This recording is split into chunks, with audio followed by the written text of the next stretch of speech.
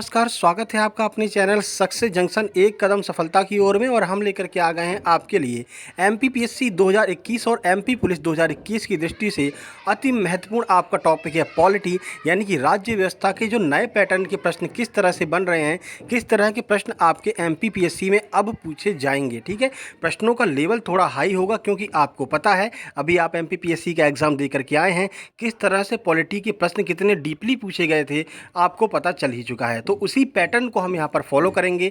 Statement वाले प्रश्नों को भी हमने यहाँ पर लिया है। तो अगर आपको प्रश्न कठिन लगते हैं तो प्रश्नों को छोड़ करके नहीं जाना। ठीक है, 10 में से 6 प्रश्न अगर आपके सही होते हैं तो आप मान लीजिए कि आपकी तैयारी अच्छी चल रही है 2021 एमपीपीएससी के लिए और एमपी पुलिस के लिए। ठीक है, यूनिट 5 का ये टॉपिक है कदम कदम बढ़ाया जा, ये हमने यहाँ पर सीरीज नई चालू की है। तो चलिए शुरुआत करते हैं। आइए देखते हैं पहला प्रश्न। देखिए पहला प्रश्न, तो निम्नलिखित में से किन व्ययों पर संसद में मतदान नहीं होता है, यानी कि ऐसे कौन से खर्चे हैं भारत सरकार के जिन पर जो है संसद में ना तो मतदान होता है ना ही बहस की जाती है। आइए देख लेते हैं। ऑप्शन 1 है उच्च न्यायालय के न्यायाधीशों की पेंशन। ऑप्शन 2 है लोकसभा उपाध्यक्ष के वेतन एवं भत्ते। ऑप्शन 3 है संघ लोक सेवा आयोग के कार्यालय के प्रशासनिक खर्चे, या फिर ऑप्शन 4 है भारत के महान्यायवादी का वेतन। ठीक है, तो अब आपको आंसर कैसे देना है, सामने आपको 4 कूट दिए हैं, इन कूट का इस्तेमाल करते हुए आपको आंसर देना है। अब देखिए, ऑप्शन नंबर ए कहता है केवल 1 सही है। ऑप्शन बी कहता है 1, 2 और 3 सही हैं। ऑप्शन सी कहता है केवल 4 सही हैं। ऑप्शन डी कहता है सभी सही हैं। तो बताइए कौन सा आंसर आपके हिसाब से सही होगा, इनमें से कौन से ऐसे खर्चे हैं जिन पर संसद में मतदान नहीं किया जाता है। चलिए आंसर देख लेते हैं। सही आंसर बी, यानी कि 1, 2 और 3, ये तीनों जो खर्चे हैं उन पर संसद में मतदान नहीं किया जाता। सर क्यों नहीं किया जाता, तो चलिए पूरी जानकारी आपको देते हैं। तो देखिए, तो ऐसे वेतन और भत्ते जो भारत की संचित निधि पर भारित होते हैं उनके संबंध में संसद में ना तो कोई बहस होती है और ना ही कोई मतदान किया जाता है। यानी कि जो भी खर्चे भारत की संचित निधि पर भारित होंगे उन पर कोई भी बहस, चर्चा या फिर मतदान नहीं किया जाएगा। अब कौन कौन से ऐसे खर्चे हैं जो संचित निधि पर भारित होते हैं, तो देख लीजिए। भारत के राष्ट्रपति, उपराष्ट्रपति, लोकसभा अध्यक्ष एवं लोकसभा उपाध्यक्ष, उच्च न्यायालय के न्यायाधीशों के जो वेतन और भत्ते होते हैं वो जो है भारत की संचित निधि पर भारित होते हैं, इसलिए उन पर कोई भी यहाँ पर मतदान नहीं किया जाता है। साथ ही साथ में संघ लोक सेवा आयोग के जो कार्यालय के खर्चे होते हैं यूपीएससी के, उनके जो कार्यालय के खर्चे होते हैं उन पर भी कोई चर्चा नहीं की जाती है। ठीक है, ये सभी प्रशासनिक व्यय जो होते हैं वो संचित निधि पर भारित होते हैं, इसलिए कोई ना तो मतदान किया जाता है ना ही यहाँ पर जो है चर्चा की जाती है। तो सर चौथा ऑप्शन जो महान्यायवादी वाला है उस पर हम चर्चा क्यों करते हैं, तो चलिए उसके बारे में भी आपको बता देते हैं। तो भारत के महान्यायवादी का जो वेतन है वो संचित निधि पर भारित नहीं होता है, बल्कि उसे प्रत्येक सुनवाई के लिए अलग अलग वेतन दिया जाता है। और ये वेतन डिसाइड कौन करेगा, तो राष्ट्रपति के द्वारा यहाँ पर निश्चित किया जाता है कि कौन सी सुनवाई के लिए कितना वेतन आपको दिया जाएगा। ठीक है, जैसे कि अगर आप पंजाब सुनवाई करने जा रहे हैं तो आपको 10,000 दिया जाएगा। आप साउथ के किसी भी स्टेट में यहाँ पर, राज्य में यहाँ पर अगर आप चर्चा करने जा रहे हैं तो उसके लिए आपको 15,000 रुपये वेतन दिया जाएगा। तो ये डिसाइड कौन करता है, तो राष्ट्रपति के द्वारा यहाँ पर डिसाइड किया जाता है। ठीक है, उम्मीद करते हैं पहले प्रश्न का लेवल और प्रश्न की व्याख्या जो है आपको समझ में आ गया होगा। चलिए आगे बढ़ते हैं और अगला प्रश्न देखते हैं। देखिए, लोकसभा अध्यक्ष के संदर्भ में निम्नलिखित कथनों पर विचार कीजिए और ये बताइए कि इन दोनों कथनों में से कौन सा कथन सत्य है। देखिए, पहला कथन है वह संसद के दोनों सदनों के संयुक्त बैठक की अध्यक्षता करता है। दूसरा कथन है वह भारतीय संसदीय समूह के पदेन अध्यक्ष के रूप में कार्य करता है। अब आपको ये पता होना चाहिए कि भारतीय संसदीय समूह क्या होता है। सर ये एसपीजी होता क्या है, आखिर इसका कार्य क्या होता है, तो पूरी जानकारी आपको देंगे। ऑप्शन ए है केवल 1, ऑप्शन बी केवल 2, ऑप्शन सी 1 और 2 दोनों, ऑप्शन डी है ना तो 1 ना ही 2। चलिए आंसर देख लेते हैं। सही आंसर सी, यानी कि 1 और 2 दोनों सही हैं। सर क्यों सही हैं और ये भारतीय संसदीय समूह क्या होता है, पूरी जानकारी आइए आपको देते हैं। तो देखिए, लोकसभा अध्यक्ष संसद की दोनों सदनों की संयुक्त बैठक की अध्यक्षता करता है, ये तो आपको पता ही होगा और ये एसएससी लेवल का प्रश्न हो गया। ठीक है, अब चलिए आगे बढ़ते हैं। भारतीय संसदीय समूह का कार्य क्या होता है और क्या होता है भारतीय संसदीय समूह। तो जब किसी अन्य देश की संसद से कोई मतभेद हो जाए या किसी गंभीर मुद्दे पर चर्चा करनी होती है तो उसमें मध्यवर्ती का कार्य कौन करता है, तो मध्यवर्ती का कार्य भारतीय संसदीय समूह करता है, जिसकी अध्यक्षता एक बार फिर लोकसभा अध्यक्ष के द्वारा की जाती है। मान लीजिए अपना कोई विवाद पाकिस्तान की संसद के साथ में हो गया या फिर कोई गंभीर मुद्दा है जिस पर चर्चा करना है, तो भारत सरकार और पाकिस्तान सरकार के मध्य में जो है मध्यवर्ती का कार्य कौन करेगा, तो भारतीय संसदीय समूह जो है वो यहाँ पर मध्यवर्ती का कार्य करेगा, जिसकी अध्यक्षता कौन करेगा, तो लोकसभा अध्यक्ष जो है वो इसकी अध्यक्षता करेगा। तो याद रखिए, डीपली प्रश्न पूछा जा सकता है, भारतीय संसदीय समूह का कार्य निम्नलिखित में से कौन सा है, ऐसा करके भी आपसे पूछा जा सकता है। ठीक है, चलिए अगले प्रश्न की ओर चलते हैं। देखिए, इनमें से कौन सा शब्द भारतीय संविधान में नहीं है। आपको लास्ट में कमेंट बॉक्स में कमेंट करना है ईमानदारी के साथ में कितने प्रश्न आपके सही निकले हैं। तो देखिए, कौन सा शब्द भारतीय संविधान में नहीं दिया गया है, समानता, स्वतंत्रता, गौरव या फिर न्याय। आइए आंसर देखते हैं। सही आंसर है सी, यानी कि जो गौरव शब्द है वो कहीं पर भी उसका वर्णन भारतीय संविधान में नहीं किया गया है। तो सर बाकी के तीन जो शब्द हैं, समानता, स्वतंत्रता और न्याय, इसका वर्णन भारतीय संविधान में कहाँ किया गया है, ये भी बता दीजिए। तो आइए देखते हैं। तो भारतीय संविधान की प्रस्तावना में समानता, स्वतंत्रता और न्याय, इन तीनों शब्दों का वर्णन किया गया है, जबकि गौरव शब्द का वर्णन कहीं पर भी भारतीय संविधान में नहीं किया गया। ठीक है, आगे बढ़ते हैं। देखिए, उपराष्ट्रपति को जिस चुनावी कॉलेज के द्वारा निर्वाचित किया जाता है उनमें किन किन के वोट यहाँ पर शामिल होते हैं। केवल संसद के सदस्यों के, संसद के सदस्य और विधानसभाओं के सदस्यों के, संसद, विधानसभा और विधान परिषद के सदस्यों के, या फिर केवल राज्यसभा के सदस्यों के। तो बताइए किनके यहाँ पर वोट मतलब काउंट किए जाते हैं। आंसर की बात करें, सही आंसर ए, यानी केवल संसद के जो सदस्य होते हैं उनके ही वोटों को यहाँ पर काउंट किया जाता है उपराष्ट्रपति के चुनाव में। तो देखिए, संसद के सदस्य कौन कौन हो सकते हैं। तो भारत के उपराष्ट्रपति को राष्ट्रपति के समान ही आनुपातिक प्रतिनिधित्व प्रणाली के द्वारा चुना जाता है। उपराष्ट्रपति को केवल लोकसभा और राज्यसभा के सदस्यों के द्वारा ही चुना जाता है। जैसा कि आपको पता है, संसद 3 लोगों से मिलकर के बनती है, राष्ट्रपति और आपका लोकसभा और राज्यसभा। ठीक है, तो लोकसभा और राज्यसभा के सदस्य मिलकर के यहाँ पर उपराष्ट्रपति का यहाँ पर चुनाव करते हैं। ठीक है, चलिए आगे बढ़ते हैं। देखिए, अब यहाँ पर फिर से आपका स्टेटमेंट वाला एक प्रश्न आ गया। ये अभी करंट का प्रश्न है, 3 अगस्त यानी 2-3 दिन पहले की ही बात है, और यह प्रश्न आपके एग्जाम में बन सकता है। तो 3 अगस्त 2021 को सर्वोच्च न्यायालय द्वारा कहे गए वक्तव्य के अनुसार इनमें से कौन सा कथन सत्य है। राज्यपाल मृत्युदंड को माफ़ नहीं कर सकते हैं। ऑप्शन 2 है राज्यपाल और राष्ट्रपति दोनों मृत्युदंड को माफ़ कर सकते हैं। ऑप्शन 3 है राज्यपाल 14 साल की जेल की सज़ा पूरी करने से पहले कैदियों को क्षमा कर सकते हैं। तो बताइए कौन सा कथन इसमें से सत्य है।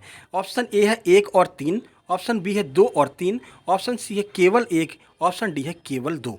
चलिए आंसर देख लेते हैं। सही आंसर है बी, यानी कि 2 और 3, ये दोनों ऑप्शन बिल्कुल सही हैं, यानी राज्यपाल और राष्ट्रपति दोनों अब मृत्युदंड को माफ़ कर सकते हैं। ठीक है, चलिए पूरी जानकारी आपको आगे देते हैं। देखिए, तो 3 अगस्त 2021 को भारत के सर्वोच्च न्यायालय ने कहा है कि राज्य के राज्यपाल मौत की सज़ा के मामले सहित कैदियों को क्षमा कर सकते हैं। अभी तक राज्य के राज्यपाल मौत की सज़ा को माफ़ नहीं कर सकते थे, केवल राष्ट्रपति के पास में ये जो शक्ति थी मौत की सज़ा को माफ़ करने की। ठीक है, चलिए, साथ ही साथ राज्यपाल कम से कम 14 साल जेल की सज़ा पूरी करने से पहले ही कैदियों को माफ़ कर सकते हैं। अगर कैदी का जो व्यवहार है बहुत अच्छा है, ठीक है ना, अच्छे से काम कर रहा है वो, तो 14 साल से पहले भी उसकी सज़ा को माफ़ कर सकते हैं। ये जो है प्रावधान अभी हाल ही में सर्वोच्च न्यायालय ने जो है यहाँ पर घोषित किया है। ठीक है, तो करंट का प्रश्न स्टार लगा लीजिए, पूछा जा सकता है। आगे बढ़ते हैं। मैग्ना कार्टा अधिकारों का घोषणा पत्र था जो 1215 में किस राजा के समय लाया गया था। तो मैग्ना कार्टा, अभी तक ये पूछा जा सकता था कि सर मैग्ना कार्टा कब लाया गया था, तो आप आंसर देते 1215 में लाया गया था। लेकिन जैसा कि एमपीपीएससी ने प्रश्नों को डीपली पूछना चालू कर दिया है, तो अब कुछ इस तरह से प्रश्न बनेगा, यही वाला प्रश्न कि 1215 में तो लाया गया था, लेकिन किस राजा के समय पर लाया गया था। जॉन प्रथम, जॉन द्वितीय, हेनरी प्रथम या फिर हेनरी द्वितीय। आंसर की बात करते हैं, सही आंसर है बी, यानी कि जॉन द्वितीय के जो समय था उस समय मैग्ना कार्टा 1215 में जारी हुआ था, और यह ऐसा पहला पत्र था जिसने कानून की ताकत को राजा की ताकत से अधिक बताया, और जॉन द्वितीय के समय पर इसको लाया गया था। ठीक है, आगे बढ़ते हैं, अगला प्रश्न देखते हैं। तो देखिए, फिर से कथन वाला प्रश्न है, कौन सा कथन इनमें से सत्य है। देखिए, पहला कथन है संयुक्त बैठक राष्ट्रपति द्वारा बुलाई जाती है और अध्यक्षता भी राष्ट्रपति द्वारा ही की जाती है। दूसरा कथन है संयुक्त बैठक लोकसभा के सभापति द्वारा बुलाई जाती है और अध्यक्षता भी सभापति के द्वारा ही की जाती है। तीसरा है संयुक्त बैठक राष्ट्रपति द्वारा बुलाई जाती है, लोकसभा अध्यक्ष द्वारा अध्यक्षता की जाती है। और चौथा यहाँ पर कथन है संयुक्त बैठक लोकसभा अध्यक्ष बुलाता है और राष्ट्रपति अध्यक्षता करते हैं। बताइए कौन सा कथन इसमें से सत्य है? ऑप्शन ए केवल एक, ऑप्शन बी केवल तीन, ऑप्शन सी एक और तीन दोनों, ऑप्शन डी सभी सत्य हैं। आंसर की बात कर लेते हैं। सही आंसर बी यानी कि केवल तीन वाला जो स्टेटमेंट है वही आपका सही है। सर तीसरा ही क्यों सही है, आइए देख लेते हैं। तो अनुच्छेद 108 के अनुसार जब उच्च सदन और निम्न सदन दोनों में कोई मतभेद हो जाता है तो संयुक्त बैठक का प्रावधान किया गया है। दोनों सदनों की संयुक्त बैठक राष्ट्रपति आहूत करता है, यानी राष्ट्रपति बुलाता है। अध्यक्षता कौन करता है? तो लोकसभा का अध्यक्ष जो है वो इसकी अध्यक्षता करता है। और याद रखिएगा इसमें राज्यसभा का जो अध्यक्ष होता है वो उपस्थित नहीं होता है। सर क्यों नहीं होता है? क्योंकि राज्यसभा का पदेन अध्यक्ष उपराष्ट्रपति होता है और उपराष्ट्रपति का भाई अपना एक अलग सेवक होता है ना। राष्ट्रपति के बाद उपराष्ट्रपति का नंबर आता है और वो चले यहाँ पर अध्यक्षता करे, तो अध्यक्षता अगर लोकसभा अध्यक्ष कर रहा है तो जो उपराष्ट्रपति है वो यहाँ पर अनुपस्थित होता है, उपराष्ट्रपति यहाँ पर भाग नहीं लेता है। ठीक है, आगे बढ़ते हैं। अगला प्रश्न, रिक्स डॉग किस देश की संसद का नाम है? अभी तक बड़ी सिंपल संसद का नाम पूछ लेते थे, जापान का पूछ लेते, आप डायरेक्ट बता दिया करते थे। अब आपको अन्य भी देशों की संसद का नाम याद करना पड़ेगा। ईरान, बांग्लादेश, स्वीडन या फिर जापान। आंसर की बात कर लेते हैं। सही आंसर सी यानी कि स्वीडन की संसद का नाम रिक्स डॉग है। ठीक है, बाकी के संसद का नाम देख लेते हैं। तो जापान की संसद का नाम डायट, बांग्लादेश की संसद का नाम जातीय संसद भवन, ईरान की संसद को ईरानी संसद या जन सदन कहा जाता है। तो चारों यहाँ पर आपके क्लियर हो गए हैं संसद के नाम। आगे बढ़ते हैं। अगला प्रश्न, इनमें से कौन सी स्वतंत्रता अनुच्छेद 19 में विशेष रूप से उल्लिखित नहीं है? भाषा और अभिव्यक्ति की स्वतंत्रता, और कथन नंबर 2 है प्रेस की स्वतंत्रता, स्टेटमेंट 3 है देश में भ्रमण की स्वतंत्रता, स्टेटमेंट 4 है शांतिपूर्ण सभा की स्वतंत्रता। ऑप्शन नंबर ए है केवल 2 सही है, ऑप्शन बी है 2 और 3 सही है, ऑप्शन सी है केवल 1 सही है, ऑप्शन डी केवल 2 सही है। आंसर है केवल 2 जो है वो बिल्कुल सही है, यानी कि जो प्रेस की स्वतंत्रता है उसको अनुच्छेद 19 में स्पेशल रूप से नहीं बताया गया है। तो सर कौन कौन से स्पेशल रूप से बताए गए हैं, आइए देखते हैं। वो तो भारतीय संविधान के भाग 3 में उल्लिखित मौलिक अधिकारों में अनुच्छेद 19 के अनुसार 6 प्रकार की स्वतंत्रताएं जो हैं वो भारतीयों को प्राप्त हैं। कौन कौन सी? तो पहली है भाषा और अभिव्यक्ति की स्वतंत्रता, दूसरी है संघ निर्माण की स्वतंत्रता, तीसरा देश में भ्रमण की स्वतंत्रता, चौथा देश में आवास की स्वतंत्रता, पांचवा व्यवसाय की स्वतंत्रता और छठवां शांतिपूर्ण स्वतंत्रता, शांतिपूर्ण सभा बनाने की स्वतंत्रता छठवां आपको दिया गया है। ठीक है, अब देखिए, तो प्रेस की स्वतंत्रता का वर्णन विशेष रूप से तो नहीं किया गया है, परंतु अनुच्छेद 19(1) के अंतर्गत वाक एवं अभिव्यक्ति की स्वतंत्रता में इसे माना जाता है। ठीक है, तो 6 प्रकार की जो स्वतंत्रता है उसमें कहीं भी स्पेशल रूप से प्रेस की स्वतंत्रता नहीं लिखी गई है, याद रखिएगा। आगे बढ़ते हैं। अगला प्रश्न देखिए, तो इनमें से किस राज्य में द्विपक्षीय विधायिका नहीं है? ठीक है, अब द्विपक्षीय विधायिका क्या होती है? इसका मतलब है कि कहाँ पर कौन कौन से राज्य में जो है द्विसदन नहीं है, यानी कि विधानसभा और विधान परिषद नहीं है, यह पूछा जा रहा है। महाराष्ट्र, पश्चिम बंगाल, बिहार, उत्तर प्रदेश। आंसर की बात कर लेते हैं। सही आंसर बी यानी कि पश्चिम बंगाल में द्विपक्षीय विधायिका नहीं है, यानी कि 2 सदन पश्चिम बंगाल में नहीं है, बाकी महाराष्ट्र, बिहार, उत्तर प्रदेश तीनों जगह है। देखिए, तो पश्चिम बंगाल में द्विपक्षीय विधायिका अर्थात विधान परिषद नहीं है। ठीक है, अभी हाल ही में ममता बनर्जी द्वारा कहा गया है कि हम विधान परिषद को पश्चिम बंगाल में लेकर के आना चाहते हैं, तो ममता बनर्जी ने लाने के लिए कहा है, और जो आपके आंध्र प्रदेश है, आंध्र प्रदेश के मुख्यमंत्री ने विधान परिषद को हटाने के लिए कहा है। ठीक है, तो दोनों आपसे पूछा जा सकता है, करंट का प्रश्न बन सकता है। बाकी आज के लिए आपका प्रश्न है भारत के कुल कितने राज्यों में विधान परिषद भी है, ये आपको कमेंट बॉक्स में कमेंट करके बताना है।